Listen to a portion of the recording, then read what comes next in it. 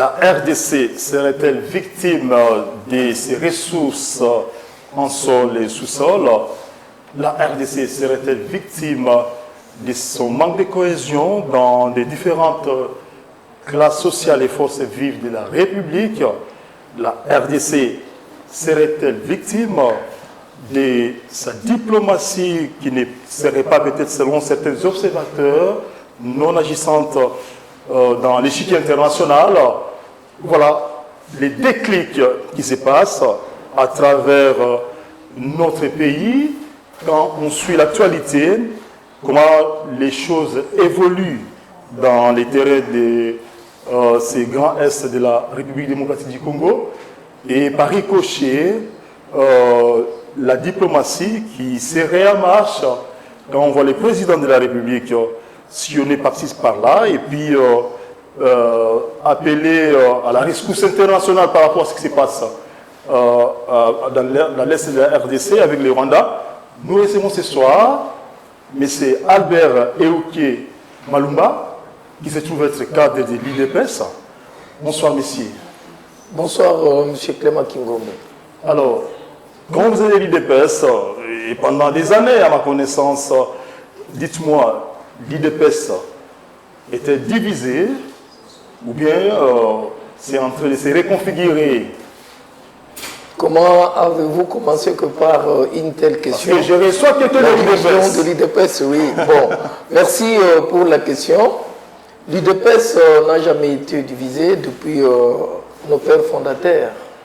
L'IDPS, c'est un parti de masse, un parti politique créé pour un but spécifique. Elle reste et indivisible, M. Clément Kingombe. Et à l'IDPS, tous les membres sont égaux. Personne n'est au-dessus de l'autre. Et il n'y a pas de problème au niveau de notre cher parti, le seul patrimoine nous légué par le patriarche Fé Étienne Tshisekedi Omulumba. Là, je vais vous contredire, parce que je sais qu'il y a aussi IDPS El Kibasa. N'est-ce pas une division déjà? Si on peut partir de là. IDPS Kibasa aujourd'hui, dans le sens politique, l'IDPS Kibasa était revenu et nous sommes... Il est revenu? Oui. Comment ça, il y a un siège de l'IDPS Kibasa? Non, l'IDPS Kibasa est revenu. Informez-vous, c'est une information que je vous donne. Aujourd'hui, l'IDPS est une et indivisible, c'est-à-dire l'IDPS Kibasa. Kibasa est parmi les 13 parlementaires.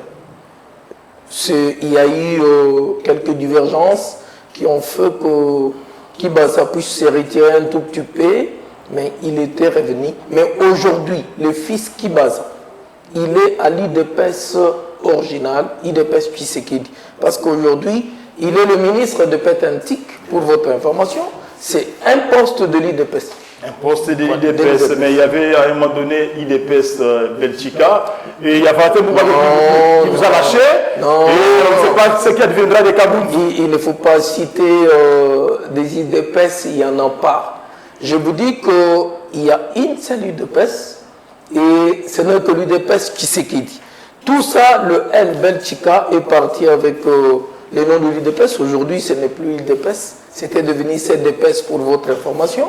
Et les gens qui sont sortis, IDPS, les peuples, je ne peux pas citer des noms ici, IDPS et Chibala, ça n'existe pas. Ce sont des histoires. La seule IDPS reste que l'IDPS qui se trouve sur la 10e rue, qui laissée par le fait Etienne Tshisekedi Omulumba. Et à un moment donné, revitalisé par Jean-Marc Abound, que vous avez défenestré, hein? Bon, on a beaucoup de respect envers le président honoraire de l'IDPS, président Haï, bien sûr, honoraire, mais il est parti et son temps est fini. Il n'est pas parti, vous l'avez défenestré, monsieur. Non, bon, c'est pour dire que nous, en tant que de cadre de l'IDPS, nous avons des textes qui régissent le parti. Et ce texte-là montre ce qu'il faut faire en tant que combattant de l'UDPS, parce qu'aujourd'hui nous ne sommes plus des combattants, nous sommes devenus des honorables, parce que nous avons combattu, oui, nous avons combattu pour avoir la démocratie, et nous avons gagné. Bien que nous avons gagné les combats, mais les combats n'ont pas encore terminé.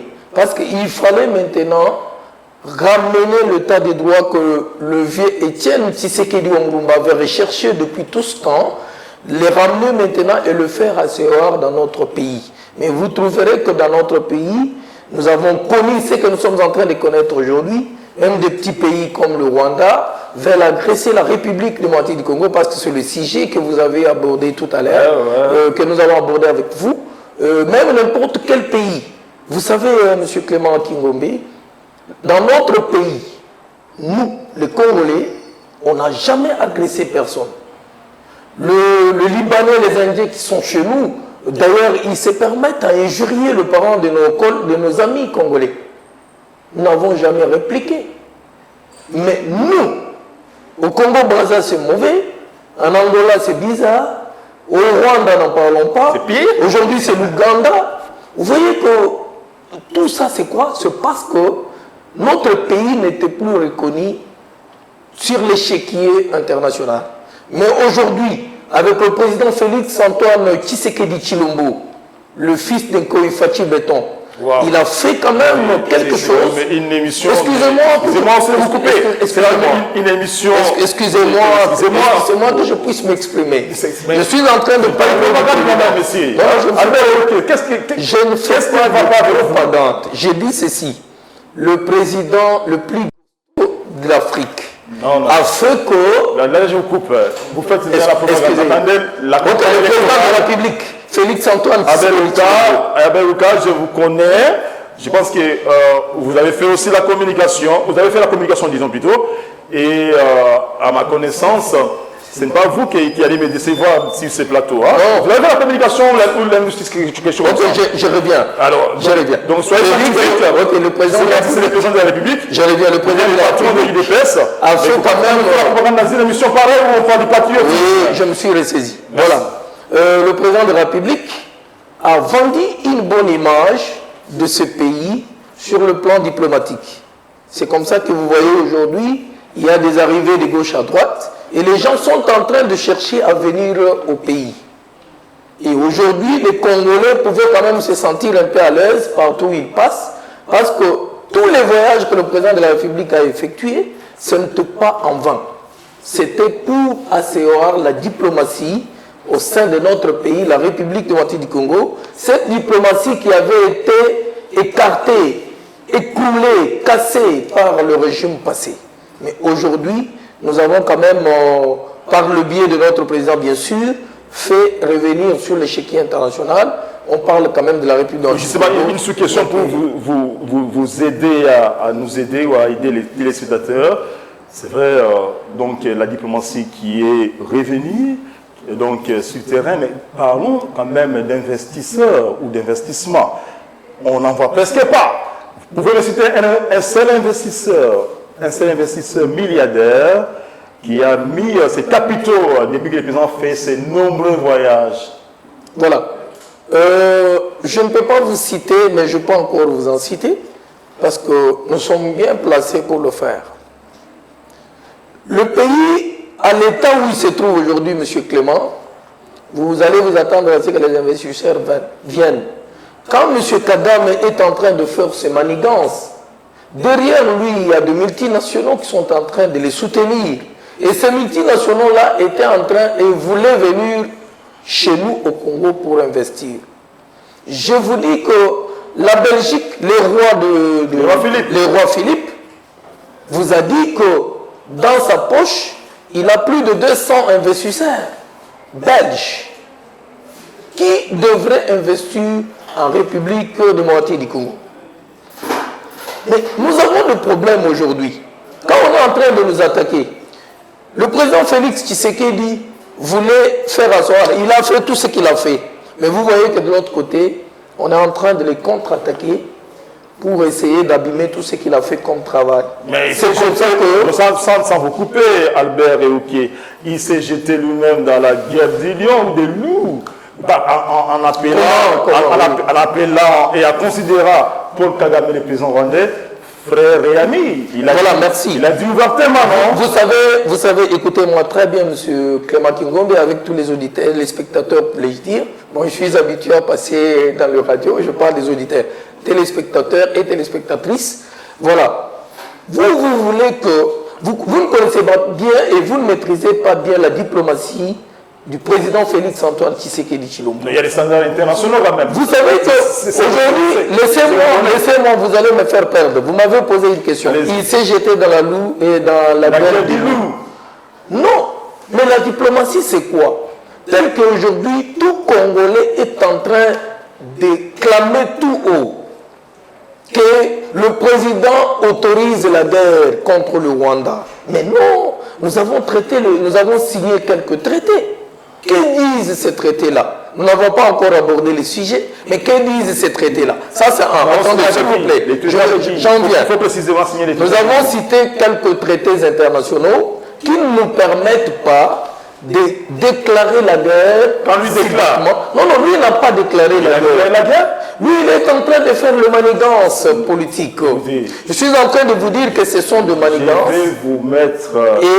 Excusez-moi, si vous... Je voulais vous dire quelque chose. Oui. Quand M. Félix a eu le pouvoir, beaucoup voulaient que Félix dise à tout le monde que je veux faire arrêter M. Kabila aujourd'hui ou demain. Mais c'est la diplomatie. M. Kabila est au milieu de nous, en train de circuler librement, aisément. Mais vous savez ce que M. Kabila a fait de ce pays. Qu'est-ce que Kabila a fait? Kabila il a des dossiers noirs qu'on ne peut pas citer ici. Nous ne sommes pas habilités de le faire. Par rapport à la guerre de l'Est? Non, je suis en train... Ça, c'est un exemple que j'ai donné. Quand on voulait quand on parle de ce que Kagame nous fait là-bas à l'Est, quand on voulait parler de l'agression rwandaise, vous, IDPCiens, vous agressez Kabila moralement, psychologiquement. Les gars nous ont laissé le pouvoir, il se repose. Ce n'est pas l'IDPS qui a apporté la guerre à l'Est, M. Clément. L'IDPS a pris le pouvoir avec cette guerre qui a commencé depuis 1998, pour ton information. Cette guerre a commencé depuis 1998 et ça a commencé comment? Mouzé pouvait aller signer l'accord de l'Émirat, vous le connaissez très bien. Laissez-nous tranquille. Non, je cite. Laissez on est dans le présent. Le président a promis. Non, excusez-moi, vous ne voulez pas qu'on ne parle pas de l'histoire. Bon, allez-y quand même. Mouzé a signé l'accord de l'Émirat. L'accord de l'Émirat disait quoi? On donnait une partie des terres aux Rwandais. Ça a été signé. Vous avez lu dans l'émission prochaine, je vais vous l'apporter parce que je l'ai dans mon bureau, sur ma table. L'accord dit que Mouzé pouvait céder quelques kilomètres aux Rwandais parce qu'ils vont l'aider à chasser M. Mobutu du pouvoir. Et aujourd'hui, maintenant, les Rwandais ne veulent plus partir parce qu'ils veulent prendre leurs terres qu'on leur avait promises. Et ça, c'est un. De deux, quand M. Kabila est venu, M. Kabila a fait de manigance ici. Il y a des Kabila. Attendez, M. Kabila, Joseph Kabila, a fait de manigance avec le monsieur qui a été arrêté en France aujourd'hui, c'est qui? Roger Lumbal.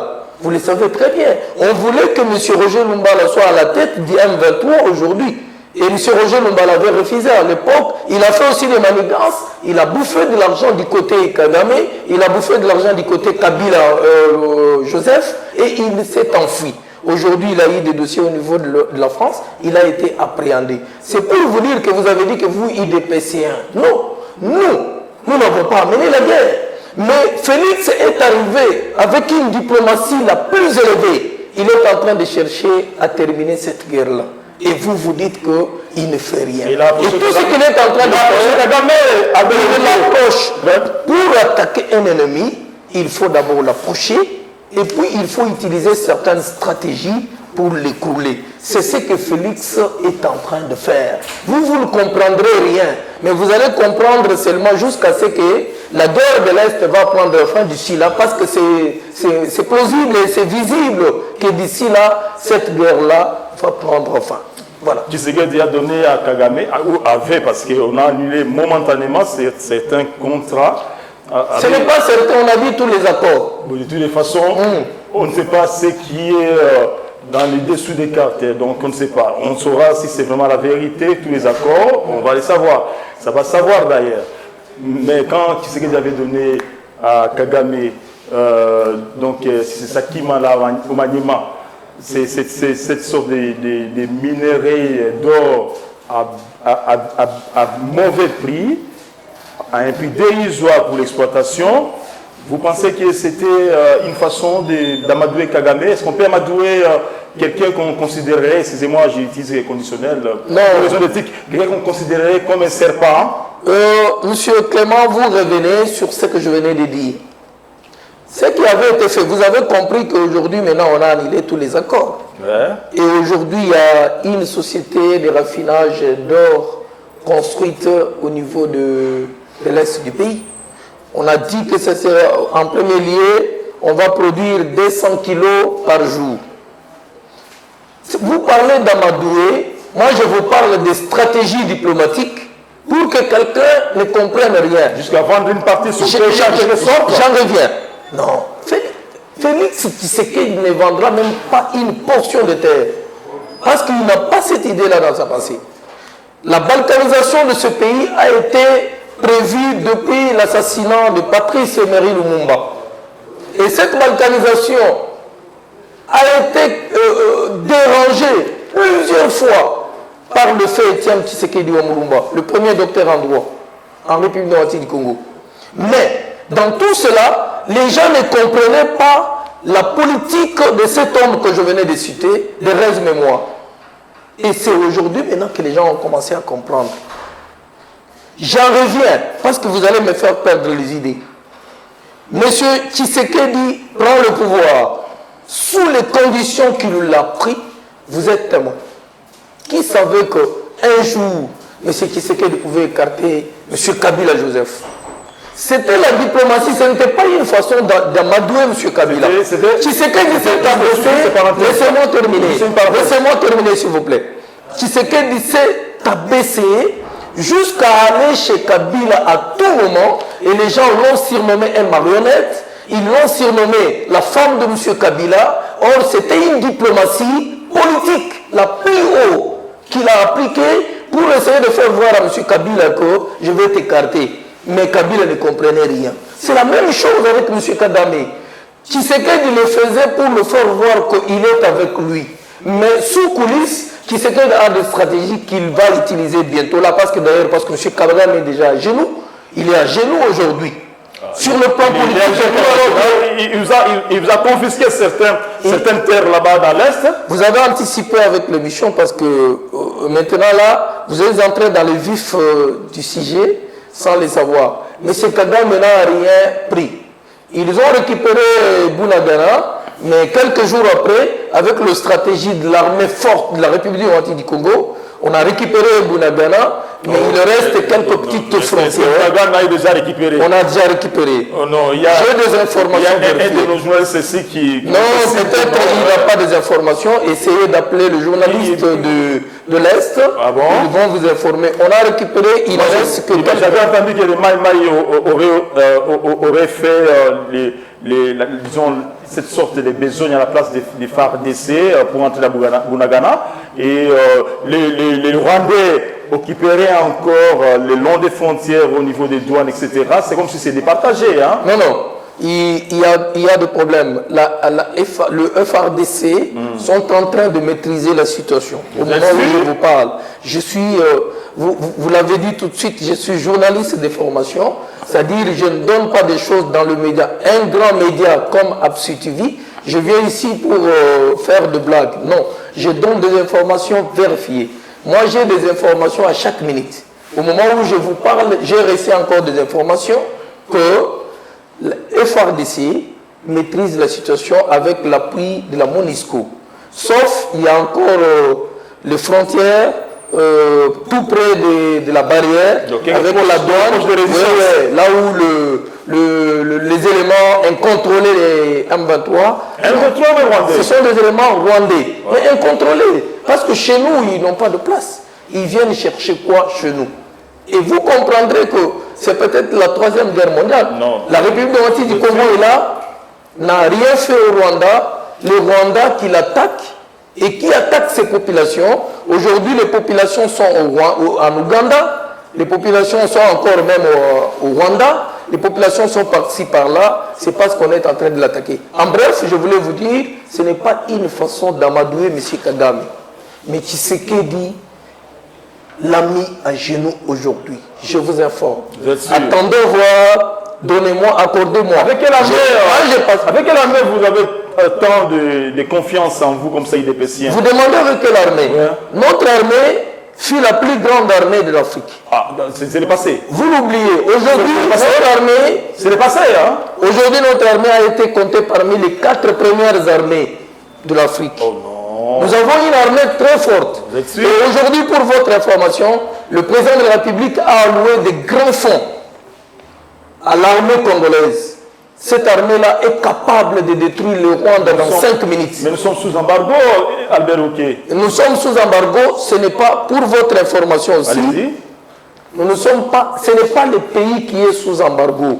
C'est les groupes armés évoluant en République démocratique du Congo qui sont sous embargo. Les présidents se plaignent pour qu'on lève l'embargo. Mais c'est vous ménagez les choses comme ça. Cet embargo-là, Ouais. ce n'est pas... L'embargo d'armement. Donc, on ne peut pas acheter les armes d'une manière officielle. Ce ne sont pas toutes Même les armes. Kabila avait acheté ça d'une manière Ce clandestine. ne sont pas toutes les armes. Il y a certaines armes. Vous savez, nous avons une arme qu'on appelle Yana. Dans toute l'Afrique, ce n'est que la RDC qui en a. Alors, ne dites pas qu'avec quelle armée. Vous demandez avec quelle armée. Nous avons une armée très forte. Pardon, si je pose la question, si je demande par rapport à l'armée, ce n'est pas que je dénigre notre armée. C'est seulement dire que souvent notre armée nous déçoit. Hein. Je dis d'une manière générale, parce qu'il y a des traites, comme on l'a dit, des infiltrés, oui, etc. On a commencé. Des fonds de guerre, etc. On a commencé à identifier.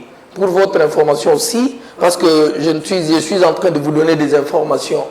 Le militaire rwandais, les militaires d'autres pays qui sont arrivés ici chez nous, ça fait longtemps, ils ont pris les noms de nos tribus, Luba, Congo, Ngala, ainsi de suite. Aujourd'hui, il y a une identification qui est en train de se faire. Ces gens-là sont... C'est le travail de fond qui se fait. Oui, travail de fond. On a eu... un colonel, j'ai eu un colonel aujourd'hui dans mon bureau, il était en train de me donner ces informations-là vérifiées. Et on est en train maintenant de les ramasser pour éviter cette infiltration-là qui amène beaucoup de dissécations, beaucoup de séquestrations, beaucoup de choses au milieu de notre forte armée et FARDC. Une question, parce que vous semblez être bien informé, vous le dites vous-même d'une manière ou d'une autre, que cherche Kagame dans notre pays? Bon. Vous savez, M. Clément, quand le président de la République, dans sa diplomatie la plus haute d'ailleurs... Excusez-moi, pas de propagande. Moi, je ne fais pas de propagande. Je vous parle de la diplomatie du président de la République. La plus haute, c'est là, vous exagérez. On exagère quand on dit qu'il a une diplomatie élevée. On exagère, M. Clément. Non, je n'ai pas exagéré. Élevé, mais la plus haute, là, c'est dangereux. C'est une diplomatie au-delà de toutes les diplomaties. Ah non, parce que... Vous êtes journaliste. Aujourd'hui, parlez dans l'étiquette de... Quand il a décrété l'état du siège, il a été critiqué de gauche à droite, critiqué partout. Même pas le Rwanda. Le Rwanda le savait pourquoi il critiquait. Et vous avez entendu un groupe de députés, à tout moment, non, il ne faut pas d'état du siège. Le problème, c'est quoi? Le Rwanda plairait. Il y a même des députés provinciaux de ces deux provinces-là, Ituri et Nord-Kivu, qui étaient contre parce qu'on leur a coupé leurs moyens de survie. Voilà. Comme ça. Même les gens qui dirigeaient la province, les gouverneurs, le vice-gouverneur et autres qu'on a remplacés par la gestion, l'administration militaire. Vous savez que tous étaient impliqués dans les situations. Maintenant, vous avez entendu parler à tout moment, non, il faut état de siège ici, là. C'est pour dire que Kagame se sentait déjà problématique.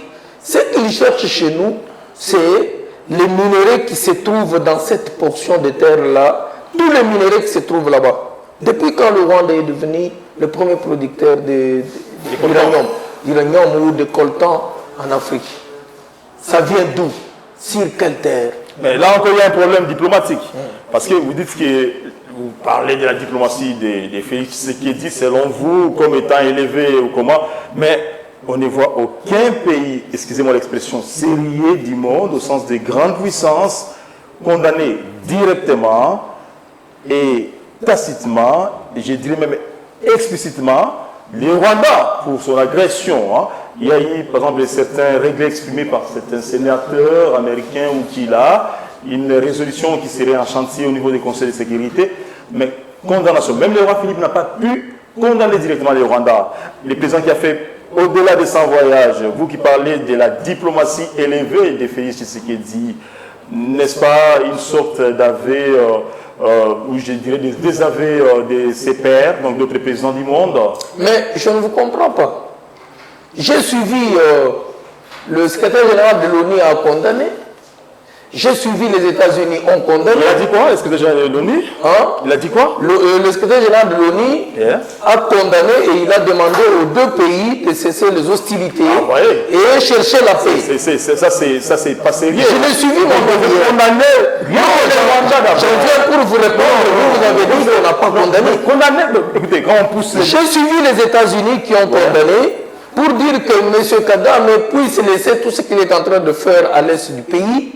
Mais on demande à ce que... Vous avez suivi le président Biden condamné directement? Non, ce n'est pas Biden. Nous avons suivi, j'ai suivi un département américain.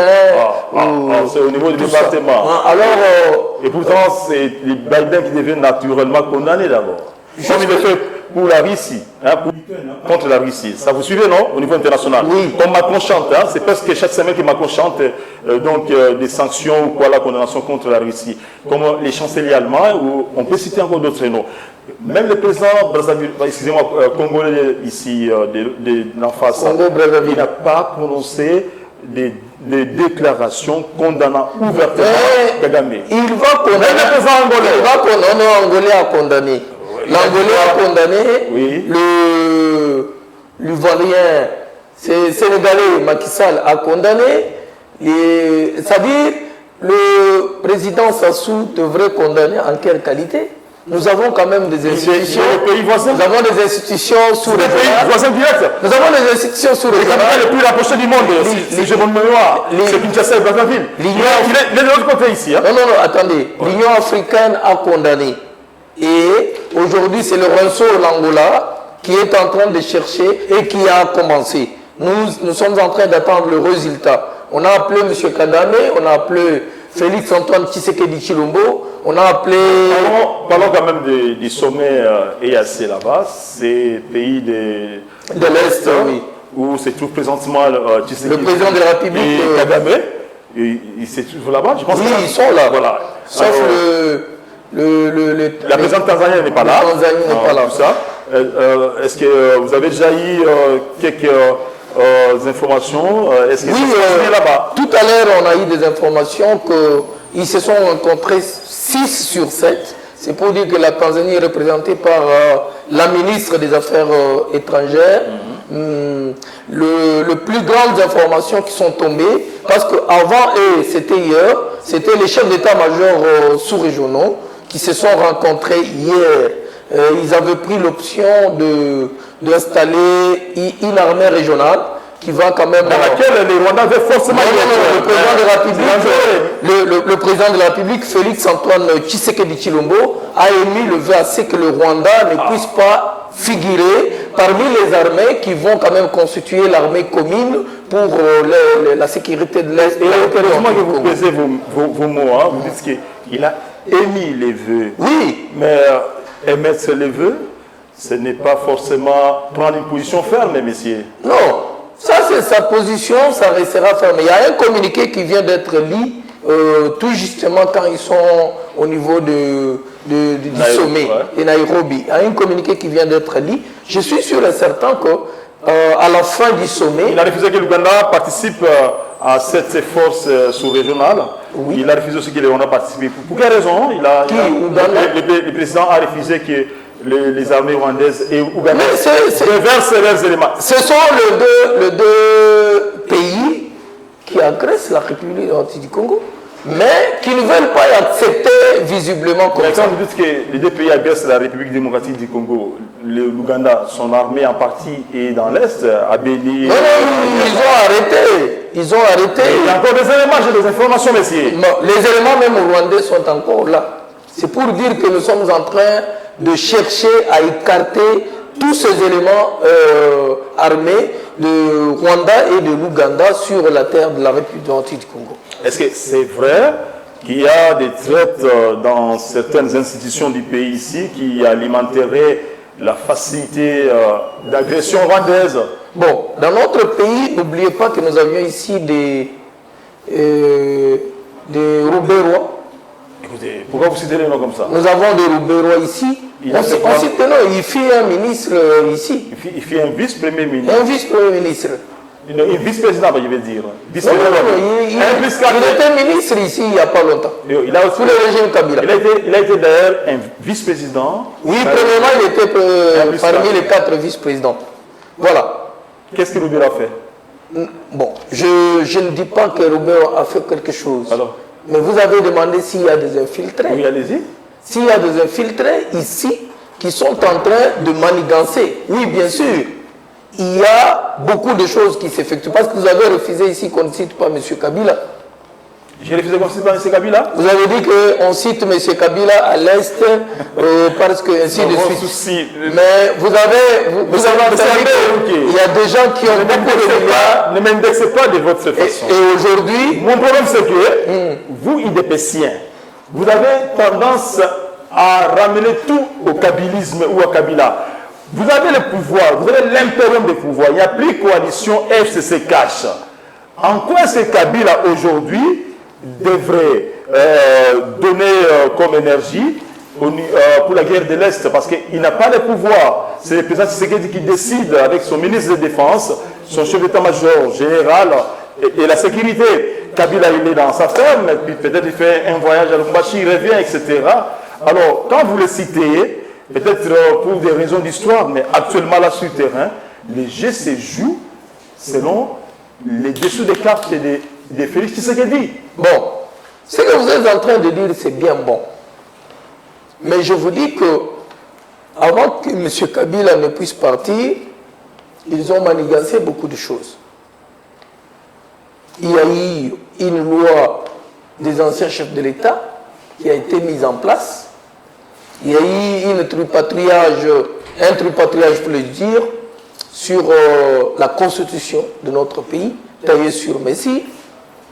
Et aujourd'hui, avant de partir, ils ont taillé toute une liste de députés nationaux, de députés provinciaux, de gouverneurs, pour continuer à avoir une mainmise sur la gestion du pays.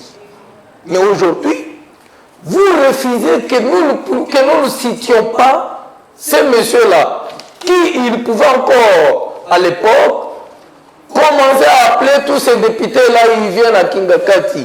Ils sont là, ils peaufinaient de stratégie pour chercher toujours par quel moyen faut-il écrouler M. Félix Antoine Tshisekedi Tshilombo.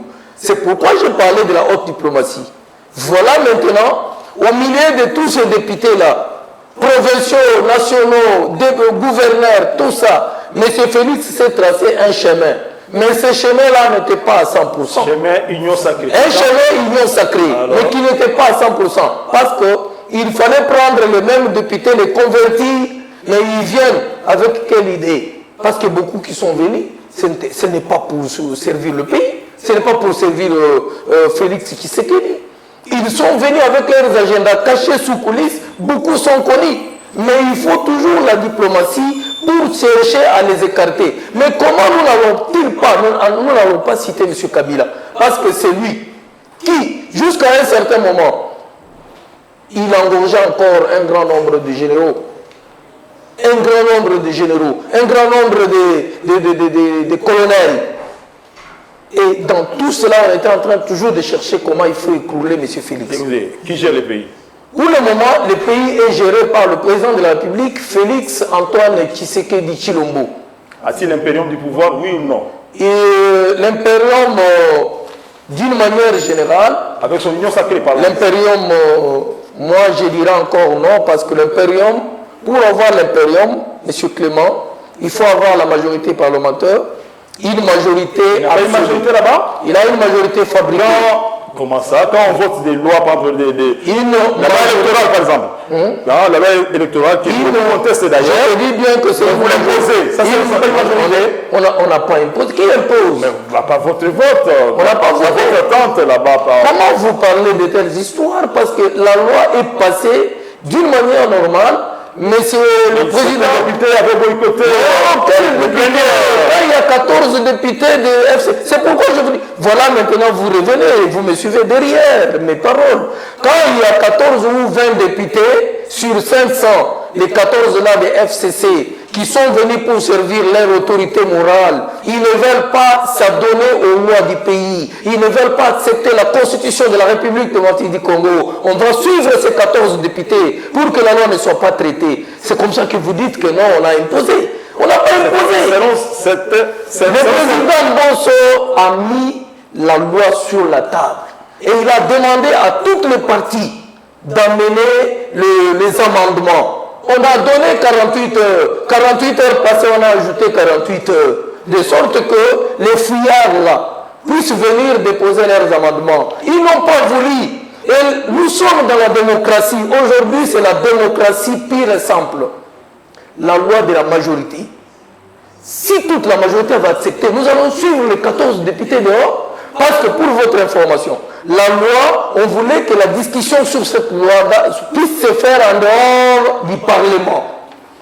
Monsieur Clément, vous devez sur des consensus. Dites-moi, en dehors du Parlement, la loi devrait être traitée au Parlement congolais. Écoutez, selon certains observateurs, ce que vous faites avec l'Union sacrée, c'est les forcing. Donc à chaque fois pour passer quelque chose, vous constituez des réunions internes pour convaincre. Mais c'est toute chose là-bas. Il y a des promesses, il y a quoi? Quand tu vois, écoutez, il y a même des menaces, hein? Il y a même des menaces. Non. Amenez-moi une preuve d'une menace, comme ça je vais vous croire sur le plateau. Ou bien amenez-moi une preuve des promesses faites. On va lire ici, comme ça que le téléspectateur qui nous suit puisse comprendre que ce que vous dites, c'est la vérité. Ce sont des mensonges fabriqués de toutes pièces. Félix Tshisekedi n'a pas cette logique-là dans sa gestion. Félix Tshisekedi, en prenant le pouvoir, il voulait qu'il fasse du Congo l'Allemagne de l'Afrique. Il l'a dit. Juste pour vous aider. Nous devons aborder le sujet que vous avez émis. C'est une parenthèse qu'on a une parenthèse. Vous avez pris trop de temps. Vous êtes en train de parler sous le rumeur au lieu de parler sur les confirmations. Ne vous échappez pas. Vous avez demandé une preuve. Le président Anitouri, il parle contre le Sénat quand les sénateurs avaient refusé la majorité de voter contre Matata Ponyo pour lever ses immunités. Alors, par après, il s'est passé quelque chose. Le président a dit quelque chose. Il a émis d'une manière ou d'une autre son avis, faisant voir que ce qui s'est passé là, ce n'était pas sérieux. Et pourtant, il y a séparation des pouvoirs. Et par après, alors que le Sénat était en vacances, voilà, le bureau du Sénat va livrer Matata Ponyo, n'est-ce pas? Ça, c'est parti d'une menace présidentielle pour déboucher en quelque chose. Je vous donne une preuve de menace. Bon, on peut sauter cette page pour revenir à la guerre. Hein, d'accord? On parle de la guerre. Ok, allez-y. Mais votre question, je n'ai pas beaucoup d'éclairage sur la question parce que je l'avais aussi suivi. Mais de la façon... Vous avez le président parler contre le Sénat, n'est-ce pas? J'ai dit ceci. Oui. La façon dont le sénateur s'était comporté, le président de la République, il est le garant de toutes les garants de bonne marche de toutes les institutions. Oui. Il pouvait émettre non, pas à ce niveau quelque chose. Il ne faut pas dire qu'il a injonctionné. Le président de la République a fustigé la façon de faire de nos sénateurs, M. Clément. Il n'a pas dit, il n'est pas allé s'ingérer dans les affaires du Sénat, pour votre information. Et puis, le président de la République n'a pas dit qu'il va maintenant prendre la place des sénateurs pour livrer M. Matata. Non. M. Matata a des problèmes avec la justice congolaise. Je vais tourner la page parce que là, ça va ouvrir tout un chapitre. Oui, nous allons y revenir dans les prochaines émissions. Voilà. Alors, disons quelque chose encore par rapport à l'Est là-bas. Est-il vrai que certains généraux qui sont cités dans les détournements des fonds de guerre sont en liberté de mouvement et de fonction et pourtant ils sont indexés, qu'ils ont détourné des fonds de guerre, ce qui découragerait certains soldats congolais. Voilà. Vous savez, pour que je réponde à cette question, je reprends mes premières paroles ici. Vous savez, aux affaires de l'armée, il ne faut pas s'y amener avec brutalité. C'est tout ce que vous voulez. On cite M. Clément, il est adjudant. M. Clément a détourné. Directement, M. Albert qui vient, il dit, allez, M. Clément, tu n'as plus de place, allez, quitte. Non. On doit prendre quand même du temps pour essayer de mener les enquêtes, essayer de chercher le preuve tangible. Il ne faut pas seulement écarter une autorité militaire. C'est en cours, hein, on peut dire ça. Oui, les enquêtes sont en cours. Les doivent être bien réussis. Oui, on est en train de mener les enquêtes parce que dans l'armée, n'essayez pas d'écarter un militaire ovia comme ça. Sinon, vous allez vous créer des problèmes. C'est ce que je vous ai dit que M. Félix Tshisekedi, en qualité du président de la République, joue d'une diplomatie la plus élevée sur tout le plan et dans tous les sens. Il ne faut pas qu'on a dit à M. Félix que M. Tel a détourné l'argent directement, le M. Tel qui le plie. Il peut créer la rébellion. Pour votre information, le même monsieur que vous allez écarter aujourd'hui, connaissant bien ce que c'est l'armée à l'Est, il peut aller créer la rébellion pour que le problème continue encore. À ce moment-là, il faut aller d'une manière mollo, nous allons atteindre un cap où tous ces gens-là, et d'ailleurs tous ces militaires-là en débandade que vous dites, c'est M. Kabila qui a amené tous ces gens-là. Aujourd'hui, apparemment, vous me ramenez trois Kabila. Mais je vous dis que c'est M. Kabila. Vous ne voulez pas qu'on évolue, hein? Quand les gens sont en train de je dis que c'est M. Kabila qui a mis tous les généraux rwandais qui a infiltré notre armée. Les paysans l'avaient accepté que les Banyamulenge sont nos frères. Ces gens-là, vous voudriez que M. Tshisekedi puisse dire quoi? Les Banyamulenge sont des généraux. Certains sont des Banyamulenge. À mon tour, je deviens le journaliste, je vous pose la question. Vous voudriez que M. Tshisekedi puisse dire quoi à votre place? En tout cas, c'est une question piège. Ok, merci. C'est à vous de répondre. Écoutez, merci. Je veux savoir une chose. Ça, c'est l'avant-dernière question. Pour vous donner la conclusion, la dernière question. Dites-moi, M. Albert Eouké Malumba, en toute vérité, est-ce que notre président ne serait pas ce que les Congolais, d'autres Congolais taxeraient, excusez-moi l'expression, hein, des faibles face à cette sorte de grandeur de Paul Kagame qui a convaincu les partenaires internationaux et quand il y a un souci, quand lui parle, donc il est très considéré par rapport à notre président. Est-ce que Tshisekedi ne serait pas faible face à Kagame? J'ai dit non.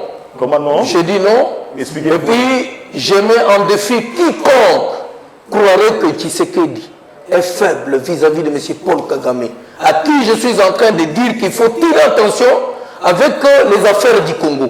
Il est en train de chercher sa mort avant la mort normale. C'est-à-dire, Félix Tshisekedi ne sera jamais faible devant quiconque parce que c'est un président qui a suivi la formation politique dans une famille politique dirigée par un leader maximum politique, né politicien. En tout cas, je vous dis qu'il ne sera jamais faible. Et pour votre information, vous tous qui me suivez, M. Tshisekedi utilise la diplomatie vis-à-vis de ce genre, vis-à-vis de Kagame, vis-à-vis de Museveni et tout consort.